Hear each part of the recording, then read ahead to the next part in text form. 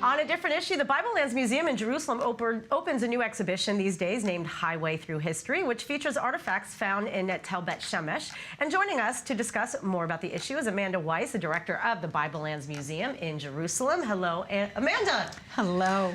Good to see you again. It's wonderful to see you. We're too. old friends, and I'm very happy to finally have a chance to interview you. Before I was at I24, I had the pleasure of meeting you, and I've seen the museum. You have amazing exhibits, and this one in particular is very, very interesting. Tell us about it. Well, it's very different than anything we've ever done, and you have to come and see it. We basically are looking at new finds that were discovered. You know, Israel is such a magnificent place. It's filled with miracles, and we're walking on history every single step we take on this land. The new road going through Beit Shemesh was being widened because it needs to be. And they brought in archaeologists to do a rescue excavation, what they call a salvage excavation. And they had this great plan to do a big highway interchange, and they stopped. And they stopped because what they discovered was evidence that we've never ever found before in any archaeological excavation site. It's evidence from the First Temple period showing a contiguous Judean settlement in that area. It's literally a highway through history. It's phenomenal. So we're showing the finds that have just literally been pulled out of the ground a few months ago.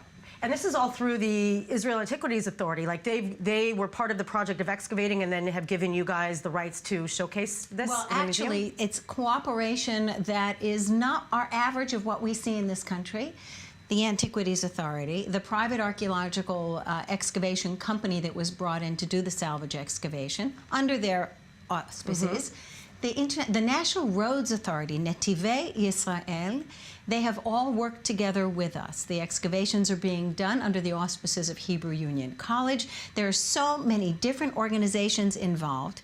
And I don't know if you know this, but when you dig something out of the ground or you find something, it goes to the country, it goes to the government, and then it gets researched. And it can take decades, years certainly, before it ever gets seen by the public. These pieces have been brought to us literally hot out of the ground. They're being shown a little bit differently because what we're doing is we're also raising the discussion. We're a modern country, and we have to have development. We have to have infrastructure and roads and homes and sewage lines and water and electricity. And in order to do that, you have to build. Right. It's really... Right. Listen, there's something under everywhere in Israel, and it's incredible because we're seeing all the time something else is being found. Like every week, something else is being found. It's headline news in this country, right? Archaeology and startups. Yeah. Right? Those are the good news stories in Israel, and it's what makes this country so magnificent. It's one of the things, too. So what are some of the things that were discovered, and how does it show and link to, you know, the ways that we've already interpreted that era in history? Well, in many ways, it's similar in that it's archaeology, and archaeology is pretty much the color of stone and clay and the things that we're accustomed to seeing. What it shows is an incredible olive oil industry that served obviously clearly more than the number of people that could have lived there. So it was under Assyrian rule at the time. It's during a time in history that we didn't have contiguous evidence of Judean settlement. We have figurines that were deliberately smashed, which are really looking at something that we see in other sites from the 8th century, but this is 7th century, and it's giving new insight to really that continuation, where we're really turning away in this region from having idol worship, and so they are deliberately broken. They found a statue of a god figure that's also been decapitated somewhat, known as Bes. Bes is mostly familiar to us through Egyptian history, and we see gods of Bes that are this sort of mischievous troublemaker god that protects women in labor and small children, which we like him for that.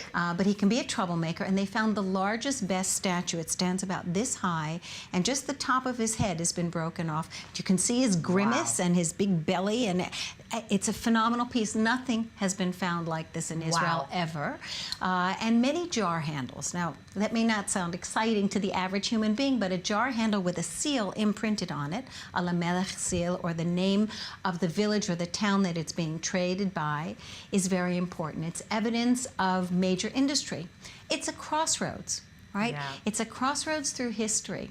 If you drive today from the road that goes up to Jerusalem, Route 1, and you want to take a turn off at Beit Shemesh at Shargai, and you turn off and you're heading towards the Ela Valley, where the story of David and Goliath is supposed to have taken place, according to our biblical narrative, right? Out there, we have in the Ela Valley sites that date back to the 10th century, to the time of King David, that have been proven from that time. And we have sites that are from the 9th and the 8th century. 7th century, we hadn't yet found. So the road was stopped instantly. And what we have on display, in part, actually, are some of the plans that they came up with as alternatives and the compromise plan. There's still actually, they call themselves the Knights of the Tell, a local group from Beit Shemesh that is objecting even to the compromise plan because, honestly, no plan is going to protect the site completely. And the road has to go through there. It does go through there right now, but it has to be widened because it's a dangerous road. Has a strong curve in it and a hill, and they want to make it 90 kilometers. You can understand the need of urban development. It's the ultimate oxymoron. Exactly. It's like we need to modernize and build infrastructure, yet we have to. But what do you do? How do you do it without finding something beneath? So our goal at the Bible Lands Museum is to bring this history to light. You know, our museum and everything that we do really looks at our ancient roots in this land and the history that we have here. And so our main exhibition is really our heart and soul, which looks at history in this region. Why is Israel so important in the greater scheme of why are we here in the ancient Near East? And all of our neighboring civilizations and the importance and impact they had on us. But we also like to do special exhibitions. So this is our new focus gallery. And I invite all of your viewers. I want everybody to come and see it. It'll be up through August. It's called Highway Through History. Amazing, beautiful. Thank you, Amanda, for painting this beautiful picture, and I look forward to coming to see it. Thank you so much. Of course. We're going to take a short break. Don't go anywhere. We have much more coming up on Holy Land Uncovered.